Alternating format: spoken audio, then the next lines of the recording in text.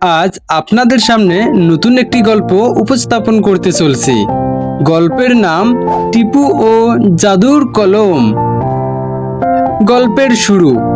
একদিন টিপু স্কুল থেকে ফিরে দেখে তার খাতা ভর্তি হোমওয়ার্ক, কিন্তু বাইরে ফুটবল খেলার জন্য বন্ধুরা তাকে ডাকছে। টিপুর খুব মন খারাপ। ঠিক তখনই রবি টিয়া পাখি নামে হঠাৎ একটি পাখি বলে উঠল, টিপু, আমি জানি কে তোমার সাহায্য করতে পারে। টিপু তখন বিস্ময়ে চোখ বড় করে বলল, টিয়া কথা বলে?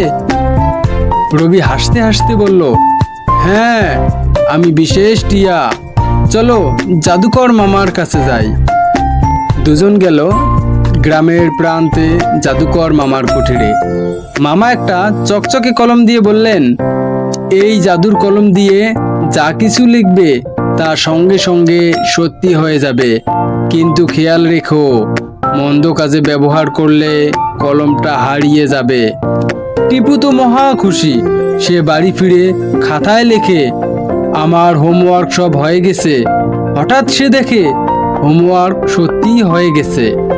এভাবে সে খেলনা, চকলেট, এমনকি রবিকে একটা ছোট্ট বাইসাইকেলেও দিয়ে ফেলে। কিন্তু একদিন সে মজার ছলে লিখে ফেলে, আমার স্কুল বন্ধ হোক চিরতরের জন্য। ঠিক তখনই হাওয়া বদলে যায়, আকাশে মেঘ জমে যায়, ঘন ঘন বজ্রপাত হয়, স্কুলে ঝড় বয়ে যায়।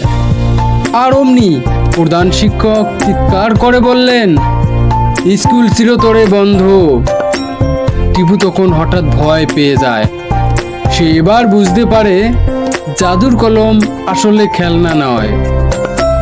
সে দ্রুত জাদুকর মামার কাছে গিয়ে সব বলে। মামা হেসে বললেন, ভুল স্বীকার করেছো, এই শিক্ষা তোমার জন্য দরকার ছিল। তখন মামা আবার জাদু করে কলমটাকে ঠিক করে দেন। তখন টিপু কলম দিয়ে আবার লেখে, এবার স্কুল খুলে যাও, সবাই আনন্দে পড়ুক, সব আগের মতো হয়ে যাও। তখন আবার সব কিছু আগের মতো হয়ে গেল। সবাই আবার স্কুলে আসলো, আকাশের ঘন মেঘ সব দূরীভূত হয়ে গেল। এভাবে বুঝতে পারল আসল জাদু হলো নিজের চেষ্টা আর ভালো কাজ করা।